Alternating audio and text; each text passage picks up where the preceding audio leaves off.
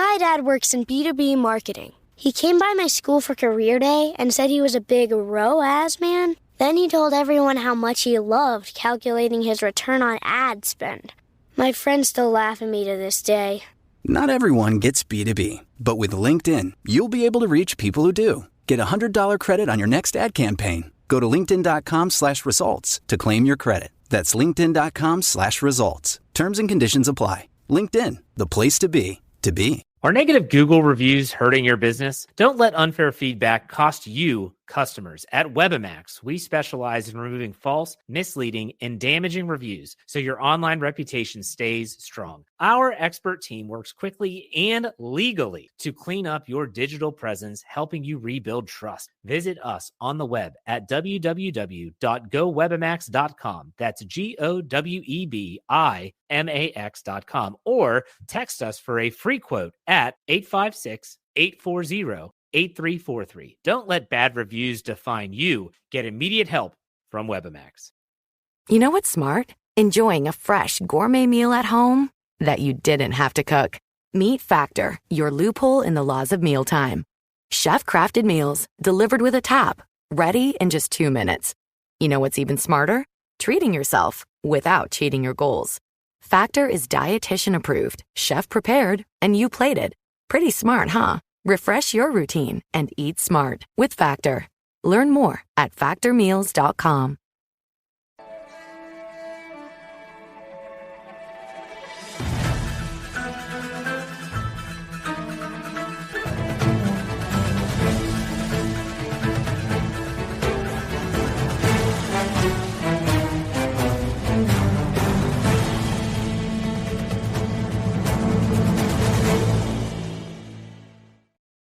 The Philadelphia Eagles are Super Bowl champions.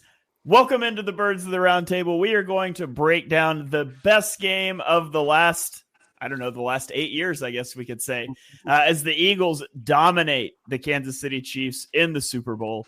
Welcome into the show, everybody. I'm your host, Shane Haff. You can give me a follow on Twitter at Shane Haff NFL.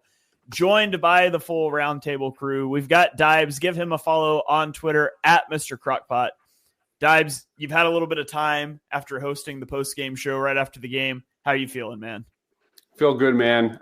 It still has not hit me. I don't think it's going to really hit me until like a week or two from now. But it was all three phases coming together and just whooping some Chiefs ass. I'm here for all of it.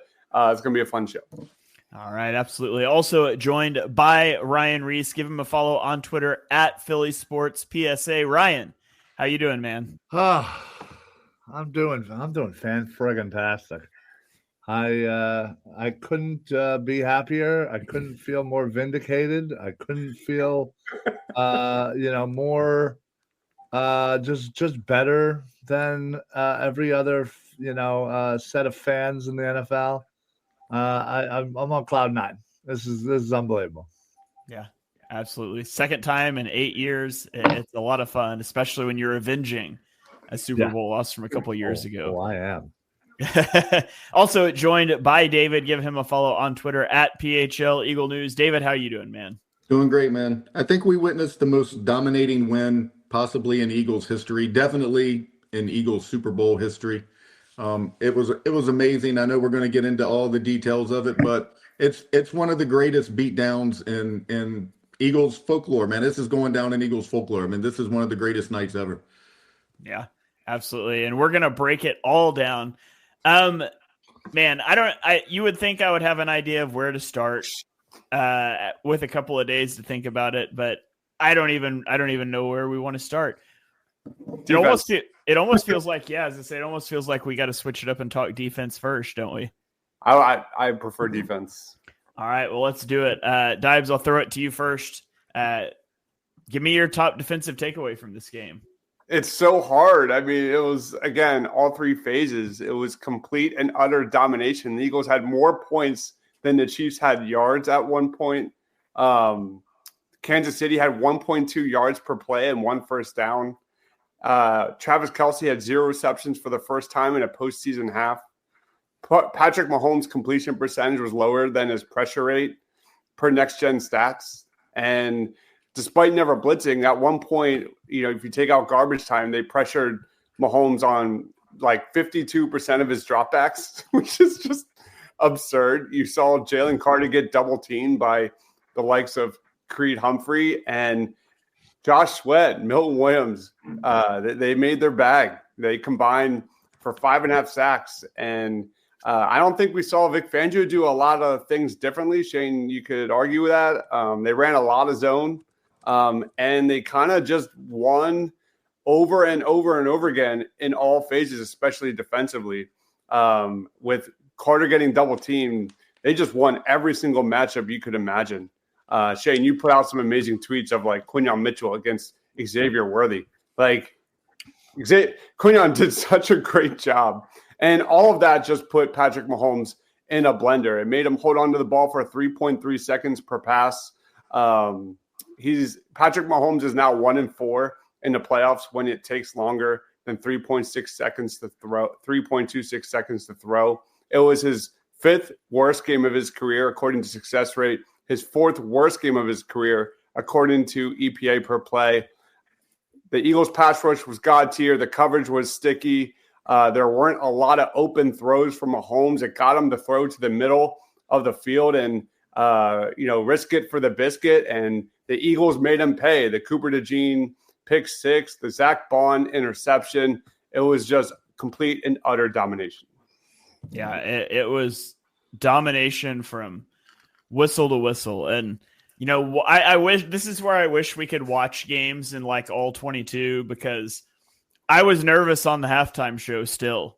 As good as they'd looked, as like the Chiefs are going to figure something out, if the offense stalls, like all that fear. Watching the all 22, like it's so clearly obvious in the first half the Chiefs have no chance. Like there was nothing. There was nowhere. Shout out to the whole defense. Secondary so well coached. The pass rush just dominated the game. And I think you could make a pretty strong argument that one of the worst coaching decisions of the season was the Chiefs deciding to kick Joe Thuney out to left tackle, because they took a guy who was the best left guard, the best interior offensive lineman probably in the NFL. He's number 1 in pass block win rate. He was allowing a pressure on 1.8% of passing snaps at left guard, and they kicked him out to left tackle where he allowed over a 10% pressure rate. And the new interior offensive line without him was the 4th worst in the NFL in pressure rate from week 15 on. And so like they killed their run game.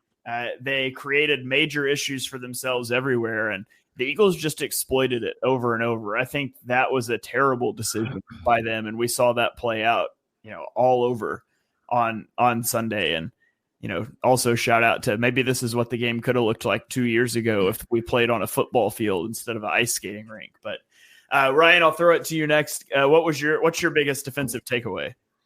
Yeah, it's that you guys make a great point about the line, and it seemed obviously both offensively and defensively, their focus is kind of what did them in. They focused a little too much. Also called the blowout as well, by the way. So I think they focused a little too much on Jalen Carter. And they were just so scared of Jalen Carter wreaking havoc that they wanted to make sure they double teamed him at all costs at all times. And all that did was open up the floodgates for the rest of the D line. I mean, Josh Sweat arguably had one of his best days as an Eagle. Milton Williams had a great game. Jalix Hunt got in on the action. Nolan Smith was in Mahomes' face all game long. I mean, Brandon Grant certainly got his licks in as well. I just think they hyper focused on Jalen Carter, and it seemed like stat-wise that Jalen Carter didn't really do much. But the fact of the matter is he was taking on 2 players. He was still pressuring Mahomes and, again, allowing the rest of the line. And I think that is ultimately what did them in, considering that they did not blitz a single time. Fangio was like, yeah, I didn't start out like that. I didn't think that's how it was going to go, but they just kept getting pressure. And there were a couple of times where I was going to do it, but I figured out, let's let it ride. And he did. They didn't blitz once. And they had a great game. Mahomes was absolutely in a blender. He didn't know what to do. Yeah, that's 100% the sole reason why we were able to shut them out basically for the entire game, with the exception of some garbage, points. So, can you imagine if I had come on a show last offseason after the collapse and told you that the Eagles would sign a priority free agent and pay him $17 million and he would be inactive, that their top linebacker would be an edge rusher, and or somehow their top linebacker free agent would be cut before the season. Yeah, well, I did kind of tell people that, but that's beside the point. Me too. People hated that. You know what I mean. Yeah. But his two biggest swings, Howie's two biggest swings, didn't work out. But everything else did. It's incredible. Incredible. David, what about you? What's your big defensive takeaway? I'll answer the two questions. One, I got my shirt at the Eagles Pro Shop the day after the Super Bowl. I waited in a friggin' cold ass line. Mine's coming in like a month. I got mine before they even got the Super Bowl trophy, baby. I was already at Dick's Sporting Goods, and I got mine immediately that night. I was gonna get one of the hats. I don't really like the hats. I don't like any of them. Yeah, I didn't buy it either. So I'm gonna wait and hope some cooler merch comes out, because the black with the gray wasn't really doing it for me. I like the hoodies. I got the $500. Yeah, I have about $500. They didn't have the hoodies at the Pro Shop yet. Yeah, just long sleeve and t-shirts. The only thing that got me was the hoodies. And the other question about why I mentioned last week about wanting the Chiefs. Well, for one, if you're the best team in football, you want to beat the best team in football. And that's who they were. That's who they wanted to play. Before the Eagles beat the Commanders, I was lucky enough to be in the locker room the week before that, and all of the players wanted the Commanders. And everybody else who didn't say they wanted the Commanders said they wanted the Chiefs. Those were the two teams that they wanted to kick the crap out of, and that's what they did.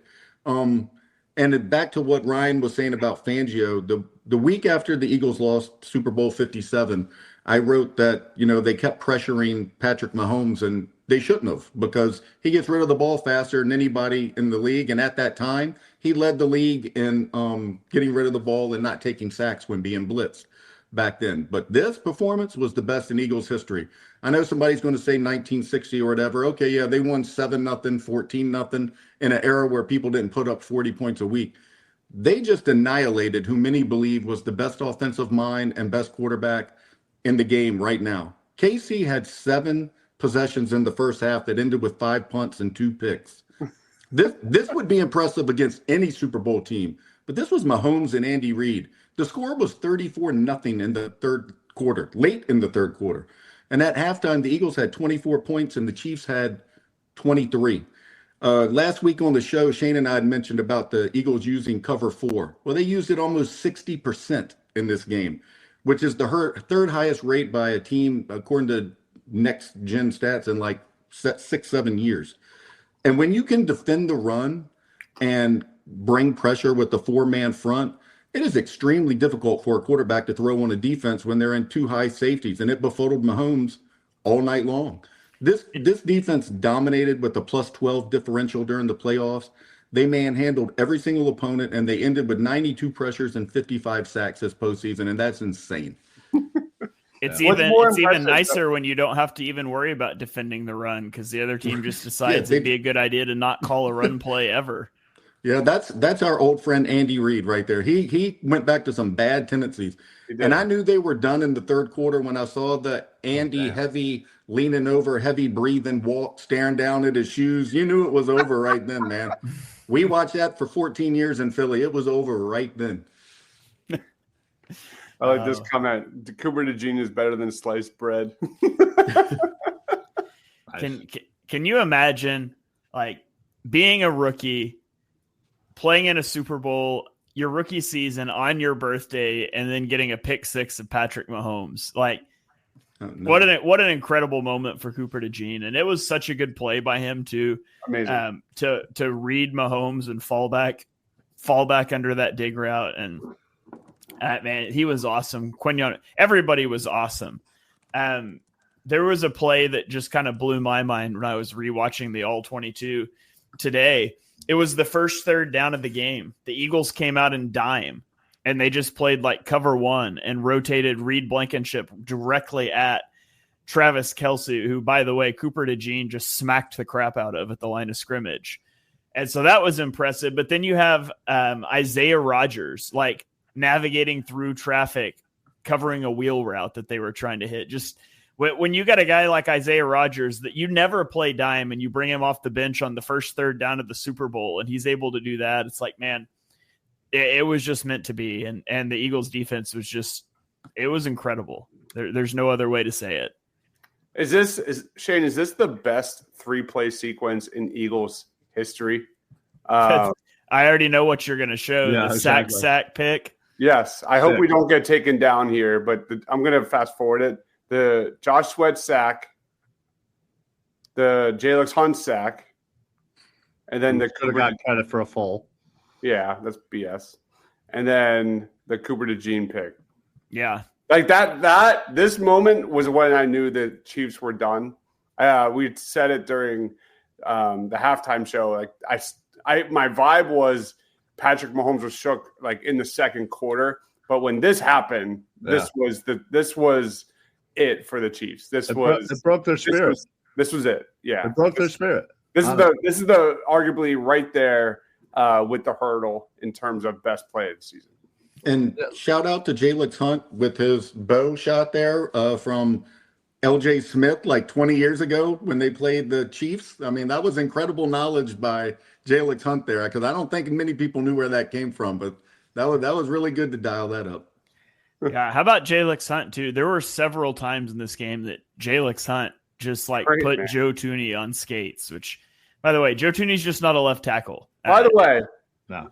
Exhibit A, keep Cooper DeJean in the slot for 2025. Yes. Keep him in the slot. I don't want to see him on the outside. He is the best cornerback in the NFL right there at his role in the slot. With how much Didn't he rate the best? PFF? He's PFF's number one rated cornerback. Yeah. I don't want to see any nonsense this offseason about moving him, period. I now object by the way, I was citing team, PFF grades, by the way. Yeah. I was team he's a safety, and I was dead wrong. He is a slot corner. Let him dominate there. I think he would be great at safety. I think he'd be great outside, but he'd be great. Him being he needs to stay in the nickel because it's such an important position, the way that Fangio plays defense, and it impacted what the Eagles were able to do so much this season. So yeah, I mean, even if Slay is gone next year, which I don't know, he might be gone next year.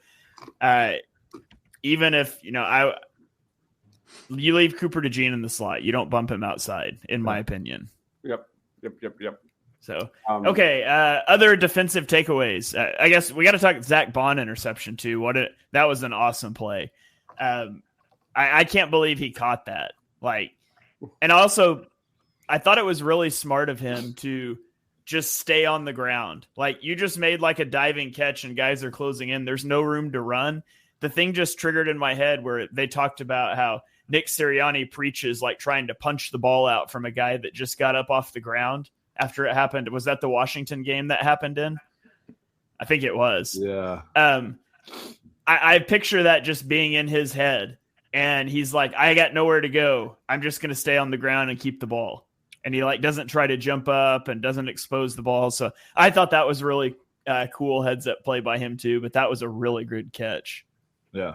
There were so many great little moments too. No, we'll get to it afterwards, after the offense. But July 22nd, Marshawn. Training camp. That's so funny.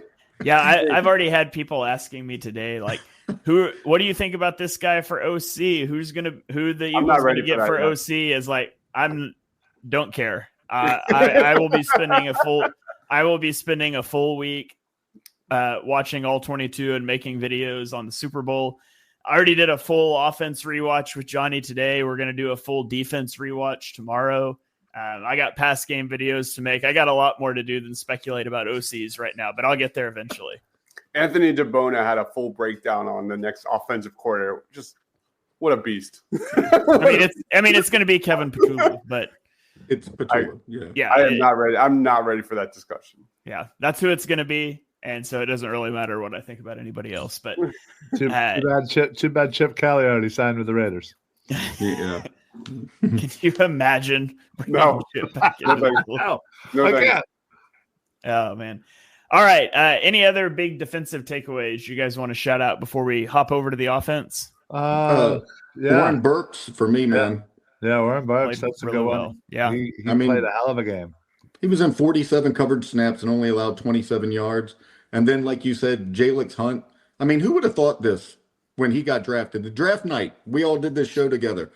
Would you have ever imagined he would have meaningful snaps in a Super Bowl 6 months down the road? I mean, he contributed with the second most pressures of the night. He had half a sack. He had a QB hit. I mean, he applied pressure on 41% of the defensive snaps he was on the field, which is just crazy. I mean, he's a former safety, and boy, you could see his speed last night. 2 nights ago, whatever it was. I still don't even. What's Tuesday? Yeah, 2 nights ago. I mean, it's unbelievable, man. And I liked the pick because I know how Fangio likes to drop edges, and I like the athletic. Same reason I like Nolan Smith. I just like hyper athletic guys. But I never in my wildest dreams would have. I thought he would have been a game day inactive all year. Like I never would have dreamed he would have been playing. Not only playing, but playing really well in a Super Bowl. Yeah, I think we all pretty much said, when he got drafted that it was going to be a project. And I don't think well, it certainly wasn't as long as of a project as any of us thought.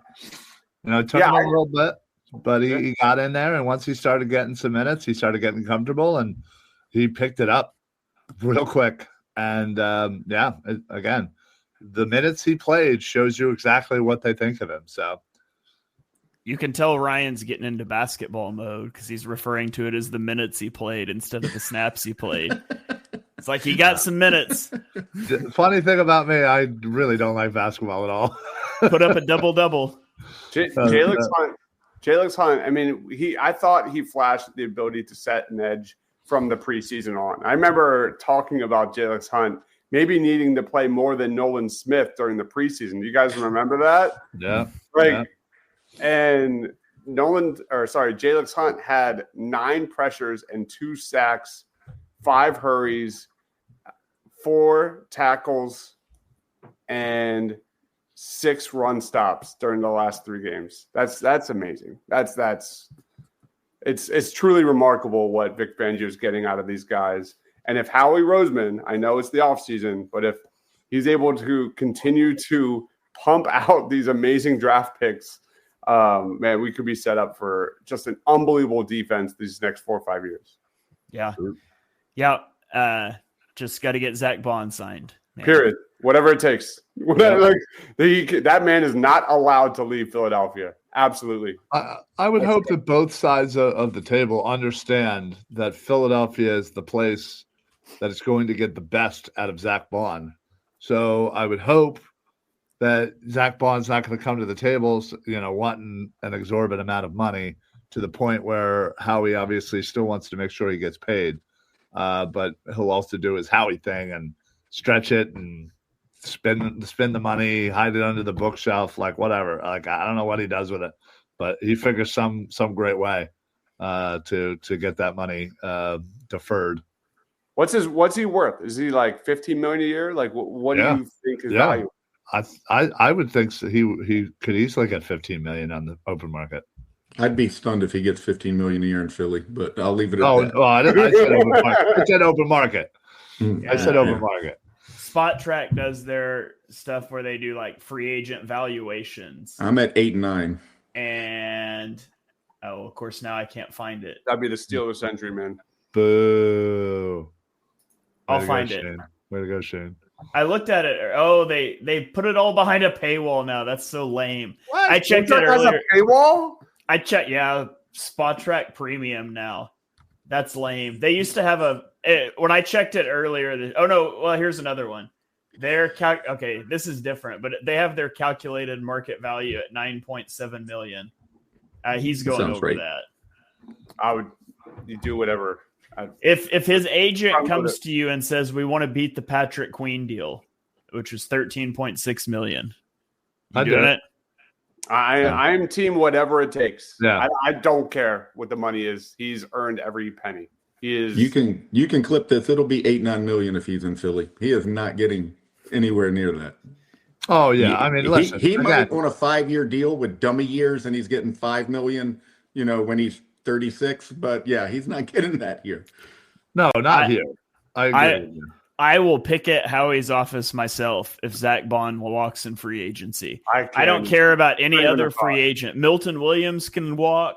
Micaiah Becton can walk. Isaiah Rodgers can walk. Zach Bond better be in Philly next year. Yeah, I'm going to be upset. Better be. And I could see it being around 10 in Philly. Yeah. Roto Stud says, "Who is each of your standout defensive players?" The whole damn team. The whole damn team. I mean, I said this last night. For me, Nolan Smith, he didn't get a sack 2 nights ago, but still, like what he does to set the edge, the physicality, the motor, his ability against the pass rush and against the pass and the run, like he's just the total package. How many pressures did he have? Like 4, something around there. But I thought in general for the postseason, Nolan Smith, man, just proved everything to me. Did you guys see this play, Nolan Smith against a puller? It's insane. He just blew him up. Look at that. Yes, good night. Did you see him and the video of him like crediting Vic Fangio at the end of the game? He said that old man got knowledge. total team player, man. I cannot wait to see what a full year of Nolan Smith looks like. Dude, him. I don't know if you saw the clip of him. Just he was going off on Brandon Graham, like hyping him up, like this is the OG, this is 2-time Super Bowl. Like the amount of like love and just personality that finally came out of Nolan Smith, because he's been very quiet and close to the vest and not really like crazy outspoken, but man, he was wilding about his love for Brandon Graham. It was really awesome to see. He's hidden that because he is extremely outspoken. He is full out.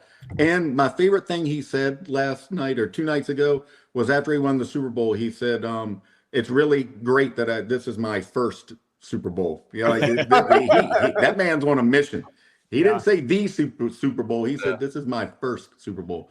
And to the question, Jordan Davis needs a shout out. We haven't even discussed him. He was great, he had man. Great playoffs, honestly. Playoffs. He had a great TFL, QB hit, sack.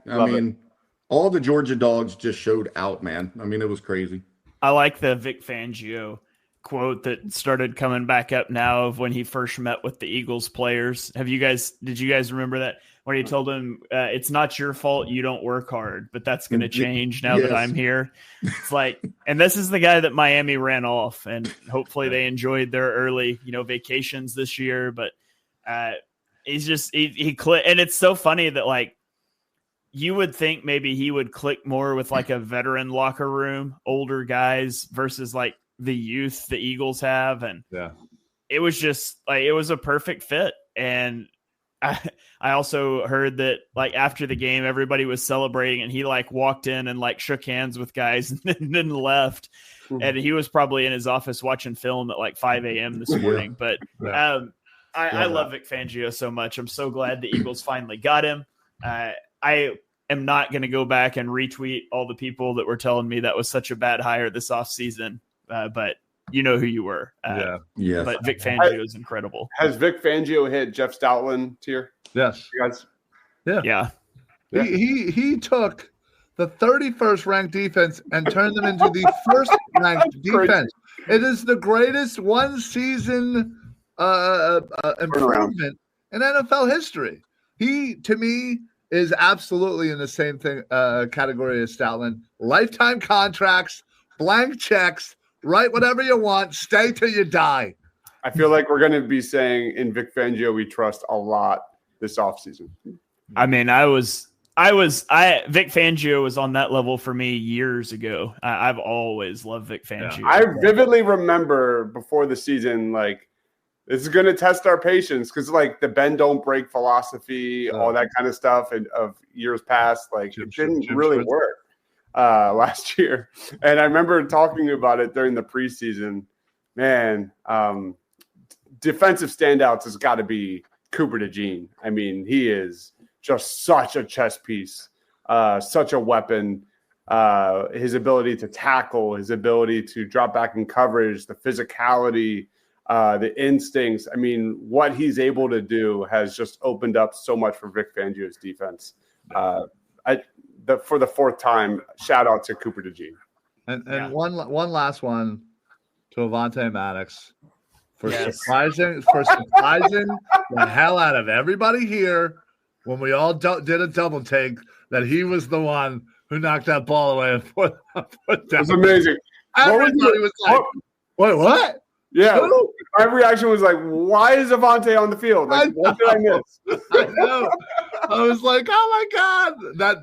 That's called what I knew the Eagles were winning the Super Bowl, because you can't get any better than that. I'll tell you that. More shocking, Avonte making a play like that or Jahan Dotson this post? No, Avonte, because Jahan Dotson at least gets one decent catch every game.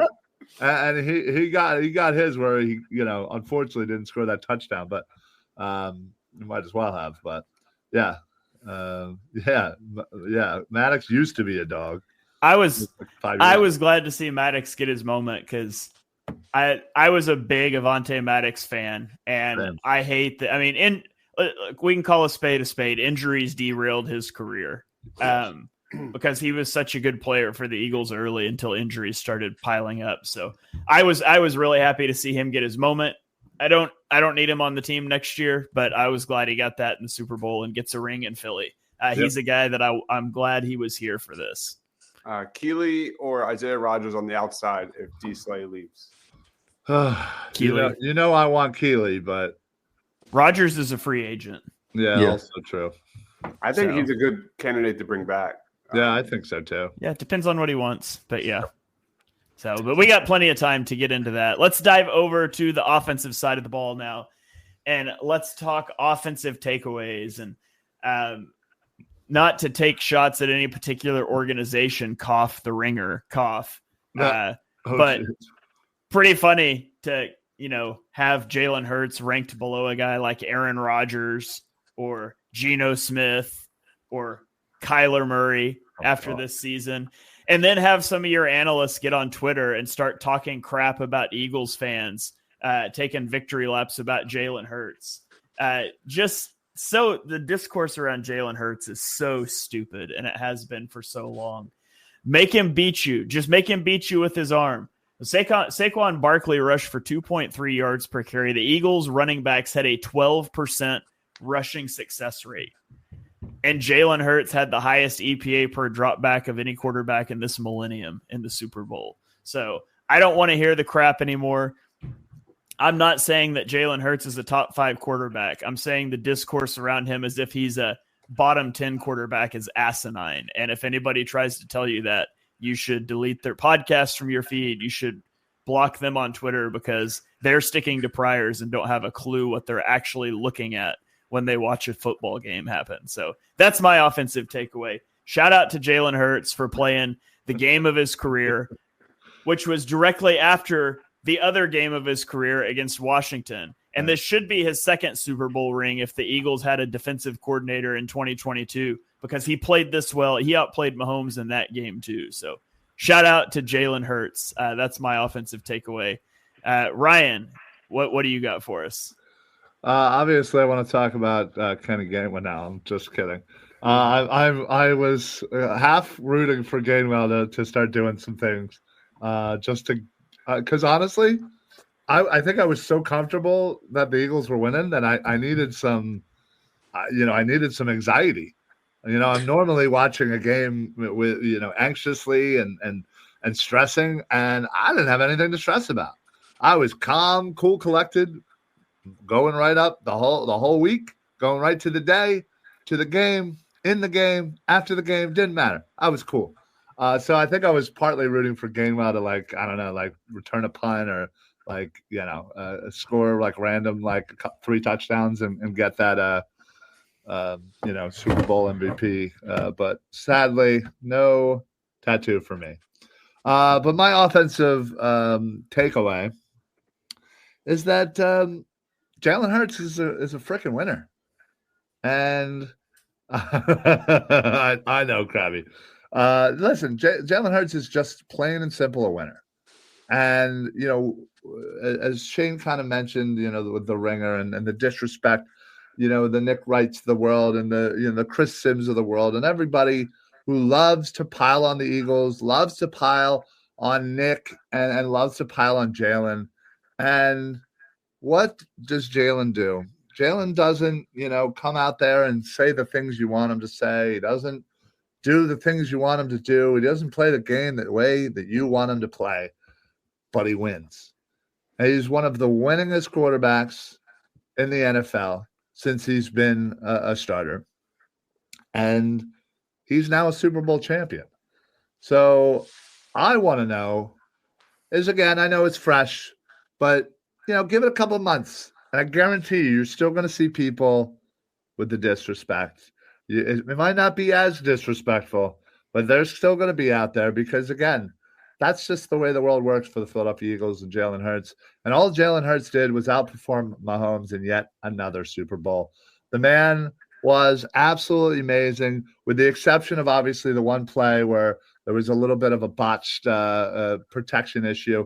Guy got right in his face. He chucked it. Whatever. It happened. It was as good as a punt. But other than that play, I thought he was great. He was looking around. He was finding AJ. He was finding Devontae. Freaking Barkley got involved in the passing game quite a bit when, the run game clearly wasn't working. But I love the fact that they didn't stay away from it. They kept going to it just to keep the Chiefs honest. But honestly, the fact that he was utilizing his legs beautifully.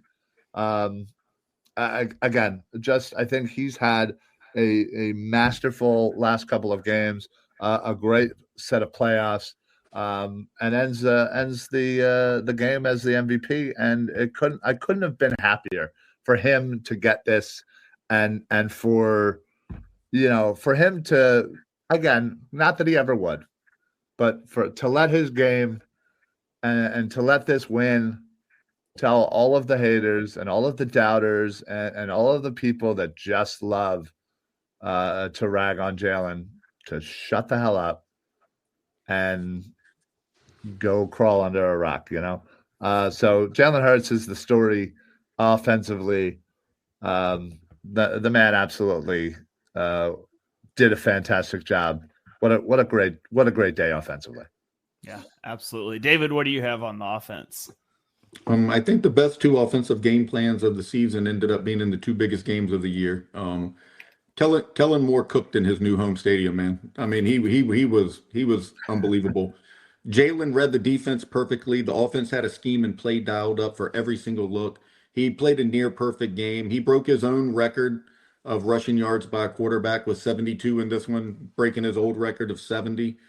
Jalen has 6 postseason wins, right, at 26 years old. I mean, that's pretty impressive. He's been the best player on the field in both Super Bowls. He's outplayed Patrick Mahomes all 3 times they faced one another. And I don't think it's hyperbole to start saying Jalen Hurts is currently on a Hall of Fame trajectory. But to continue going with Saquon Barkley, he was obviously the focal point of the defensive game plan for Kansas City, their desire to force Jalen Hurts to beat him, and that's what he did. But Saquon kept pounding the rock, kept them in that defensive alignment, and then Barkley put on a clinic of how to play pass pro as a running back. I mean, he drilled players all night to keep Jalen Hurts' jersey clean. He's an ultimate professional. Even on a night when the opposition sold out to take him out of the game, he still found a way to make a huge difference in pass pro. And he had 6 receptions for 40 yards. I mean, He was absolutely amazing in that game. And I think that's the kind of professionalism out of the position that you get when you pay for a top tier running back. You have a selfless player who's not just in it for stats, just like Hurts isn't. This is a guy who wants to win. And my favorite thing Hurts said after the Super Bowl was when it's all said and done, I won't measure my success off of any numbers or statistics. I'm measuring it off all on rings and championships. And every person in that locker room believes it. Saquon gave up a chance to break the all-time record because he believes it. And that is what is long-standing with this team to me. And that's why they'll compete for another Super Bowl next year. Absolutely. Well said, David. Dibes, anything that you want to add in on that? You're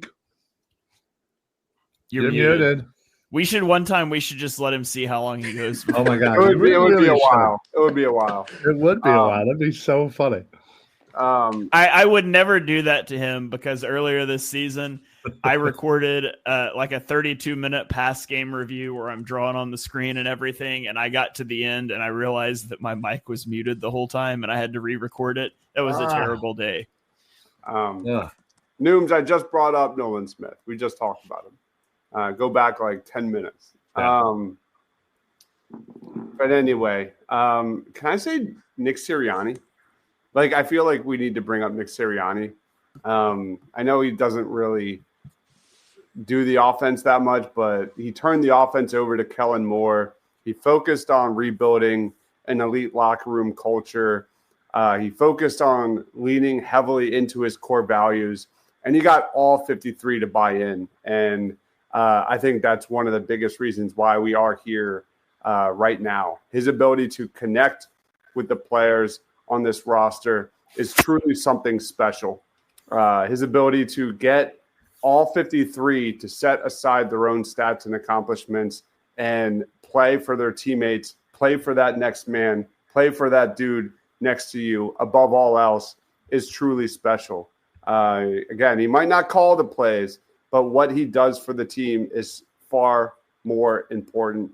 Again, I called myself out how many times? I want to make it clear. I was not his biggest fan. I was his biggest critic during the off season.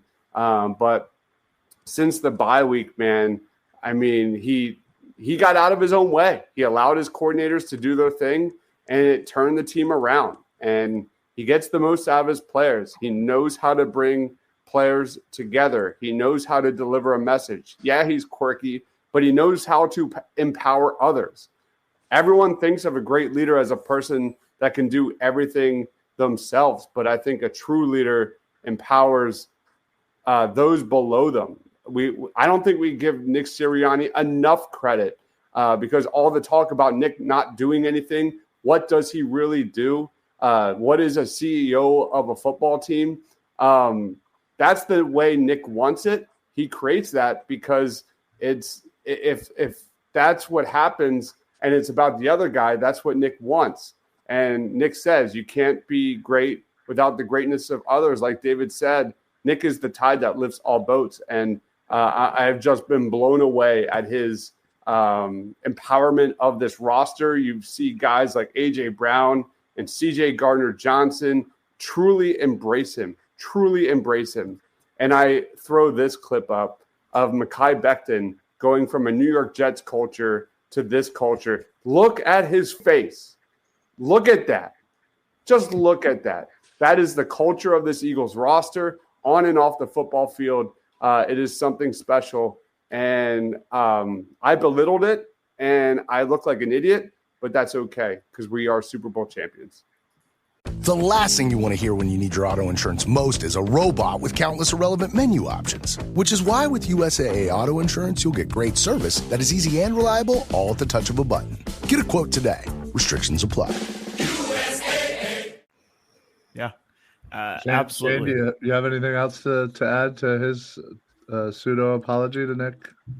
Oh, I've done my Nick Sirianni thing. That was a formal apology, Ryan. Yes. Okay. Yeah, I've done my Nick Sirianni thing earlier this year, but yeah, I mean, I want to do it again if you want.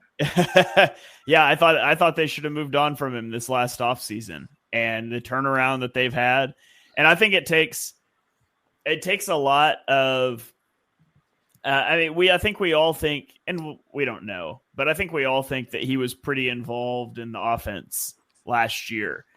And I think it takes a lot of humility to realize that's not working and step back and hand that off. I think it's the same thing with like Jalen Hurts. The first 4 weeks of the season weren't good. He was putting the ball in harm's way too much. And you have some honest conversations during the bye week that I'm sure Nick had to initiate. And you come out of the bye week with a different sort of offense, and Jalen Hurts being okay with that and making his quips about the straitjacket in the NFC Championship game, which I thought was really funny. But it's everything that Dibe said about the players being selfless and the keeping the main thing, and that starts top down. And the Eagles, the culture that the Eagles now, and winning, of course, winning smooths it all over. If they were a 9-8 football team this year, maybe there would have been a lot of issues with guys being selfish and outbreaks, but there weren't. And we'll see, how the next few years go. But it was a great year for Sirianni. It's incredible to think that he was legitimately on the hot seat during the bye week. And the only game they lost after that was because their starting quarterback got knocked out in the first quarter. Incredible run for the whole team. Amazing. Yeah. I think the lesson here to learn from you two up there is you really shouldn't doubt David and I. We wanted Sirianni. We thought it was ridiculous, and we picked the Birds to win every damn game when we both picked the Birds to win by 20 points. That's because I know what we're doing. Ryan, no offense, but you picked the Eagles. You've picked the Eagles to win every game for 3 years. And David has done it. That's for not 2. analysis. That's just fandom, which is fine. And he's done it for 2. Okay.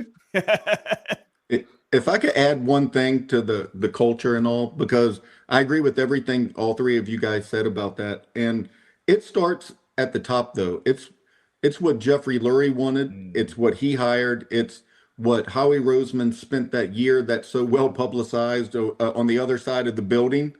He studied the way culture and good people and cohesiveness in locker rooms across the world on soccer teams, every team, and he studied it. And this season was a perfect storm of new, mature coordinators. They signed an all-world free agent running back, which they'd never done. A fantastic draft coupled with a change of philosophy to start and play rookies, which they had never done before. It was a masterful coaching job at every level, not just the head coach, but the positional coaches, the DB coach, the linebacker coach. And the cohesion and culture Sirianni brought to the organization was discounted by outsiders, but it was never discounted inside the building, and it is exactly what they wanted to have. And honestly, it's his greatest triumph, then the result of it is a world championship. Hell yeah. Yep.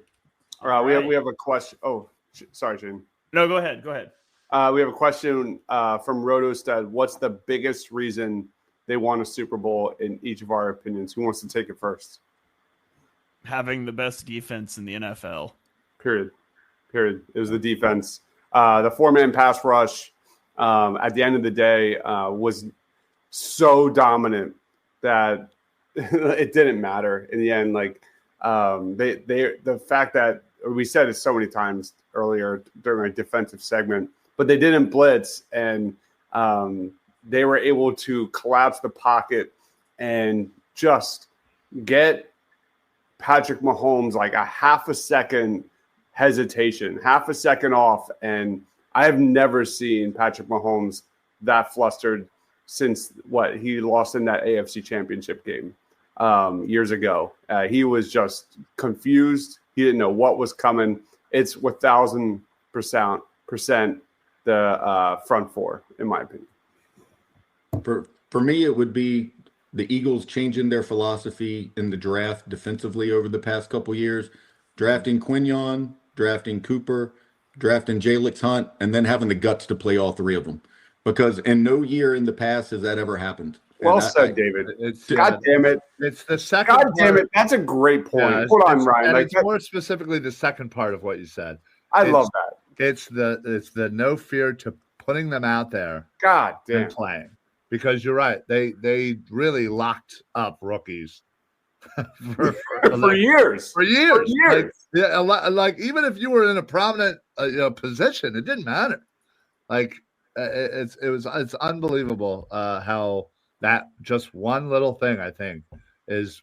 I mean, the impact that Coop had after the bye, monumental, and the fact that we had Quignon in there from day one, starting aside from Slay. I mean, those are 100% the major reasons why this team is where it is right now. Yep. Yeah. Shane? Well, I already said mine. I just said the defense. I doubled down on the defense. Those are all great. Saquon's a big. I want to throw Saquon out there because the gravity he holds on offense is similar to like the gravity that Jalen Carter has on defense. I respect Kellen Moore for continuing with the run, but it set up all those big explosive plays in the pass game. I don't even know what else to say about Saquon. His longest run was like 10 yards. Yeah. But how many times this year have we seen him, take away individual accomplishments for the betterment of the Philadelphia Eagles franchise? And again, my favorite memories will not be the explosive plays that we saw every single week. It'll be the blitz pickups we saw all throughout the postseason. It'll be the follow the leader with Jalen Hurts, allowing him to get into the end zone over and over and over again. Saquon Barkley, 6 receptions, the most in his season in the Super Bowl. The guy is just the complete package. You saw him with his fiance and his kids, and he is just like Jalen Hurts, just pure class. And I'm just blown away at these young men. Yeah. I would say my reason is Howie. I mean, the man continues to do it year after year. He now has 2 world championships with 2 different coaches, 2 different quarterbacks. He has completely rebuilt this team time in and time again when he needs to. And he is on one hell of a heater at the draft these last couple of years. So honestly, I think right now, Howie's probably on his way to a Hall of Fame career here, especially if he gets another one. My God, he could retire now. I think he's in the Hall. Yeah, you might be right. Honestly, like he just, the fact of the matter is, no GM has done that before. 2 champions, 2 coaches, 2 quarterbacks. I mean, unheard of. He's almost the face of the franchise. If you think about it, name the other organizations. Can you name 5 other GMs? I don't know that I can, but I mean, he is literally almost the face of the franchise. It's amazing. It amazing. Truly is. There's actually people out there that like are Howie Roseman haters too. Like it blows my mind. Let's be honest. We've all been there with Howie. Howie's had a very roller coaster timeline with us. He's been here forever. We, at some point, have cursed the name of Howie Roseman. I agree with this. Jake Elliott. I could name far too talk about many. Special teams. I mean, Brandon brings up a good point. Jake Elliott kicked with anger in the Super Bowl, man. I mean, that was the best. Like we could talk about the best performance out of a lot of players in the Super Bowl, but Jake Elliott was better than ever. I mean, shout out to Jake Elliott, but no, I'm not going to apologize. He missed a crap load of kicks all season. So I will apologize. I literally put him on the prop bet sheet for missed kicks. And he missed kicks until this game. Hey, I got that one right. Woo! No, we didn't do that one for the Super Bowl. I'm pretty sure that you will see that he has been fighting through an injury for a very large part of this season that they never wanted to come out with. Has to be. I could probably name an embarrassing amount of NFL GMs, but we don't need to go down that rabbit hole. Yeah. Jake was 16 points, though. Would he kick 3 field goals over 48 yards? I think it was the first time in Super Bowl history.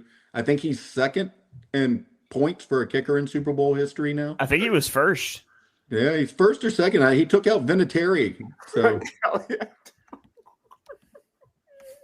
The Chiefs kicker might be ahead of him. I don't know what his name is. Butker, whatever the hell his name is. Yeah. Yeah, he had 0 points, by the way. Yeah. Can you imagine being a kicker and you get to the Super Bowl and it's not that your team didn't ever score. It's that every time they scored, they just went for 2. You never stepped on the field. I guess he does kickoffs, but all right. Shout out to Jeremiah Trotter Jr. doing his dad's celly after the tackle there, because that was amazing. Can I also say F the cameraman? I saw him run up, and I was like, "Dude, he missed it." Somebody got it. And that was awesome. Is about to pull it up, but yeah, I immediately freaked out because I saw it happening, and then I was like, "Well, wait a minute! Like, what the heck? Like, where'd it go?" But yes, thank God somebody got there, and even Sidney Brown kind of got in the way a little bit there. But you see Bond in the background doing it too. It's a really cool moment. That was a great moment. Yeah, that was a great moment. When I was saying like there's a lot of like little great moments in this, whether it was like AJ Brown pissed off on the sideline and then him being the one that dumps the Gatorade on Nick Sirianni, to Mekhi Becton crying, Devontae Smith having the crying with Jalen. Like there's so many just amazing memories. Saquon shotgunning a beer in 0.5 seconds. That was even faster than Ryan. All right. I don't know. I think we've about covered it. Does anybody have, I guess we'll go to final thoughts here in a second and you guys can fire off any last second things. Before you do, just want to shout out everybody here in the chat, all of you guys watching.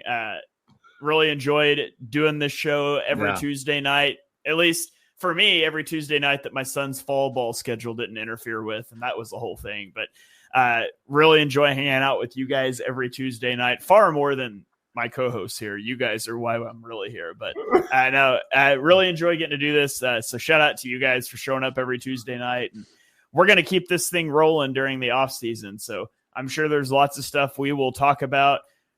We'll do a little draft stuff. We'll try to stay away from a ton of draft stuff because the Armchair Scouts are going to be covering a lot of draft stuff, and we're actually about to go record that one. But so hit us up with ideas. We've done all kinds of crazy stuff. We will revisit our over-unders from before the season.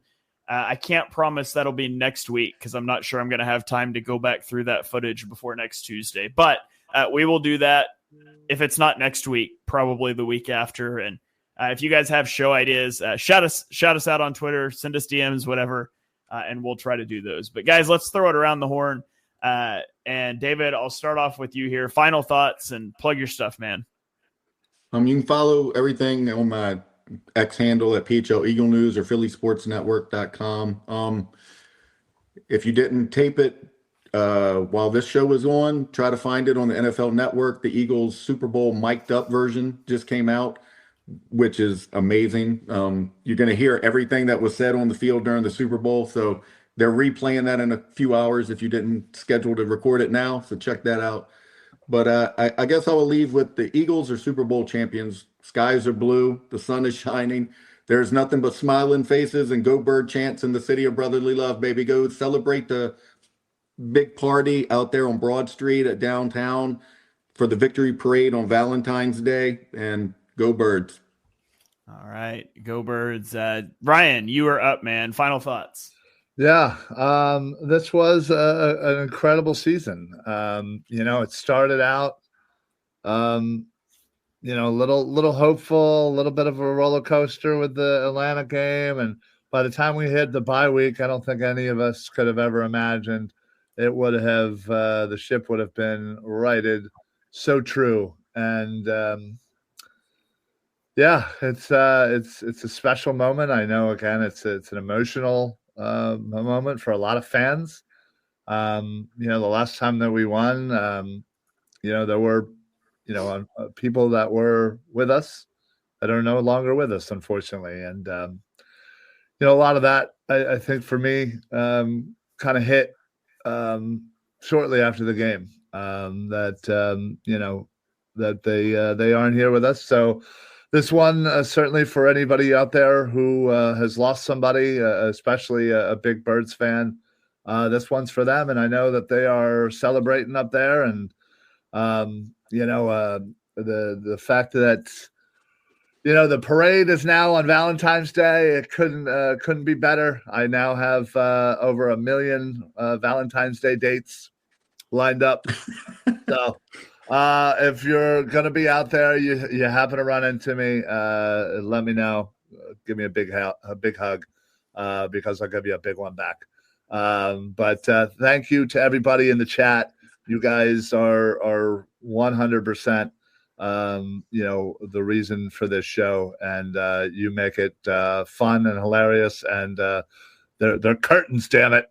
They're curtains, okay? They're not shower curtains. They're just regular curtains. Wait, what was the last word in that? Not they're curtains, not shower curtains. Yeah, apparently there's a difference. So anyway.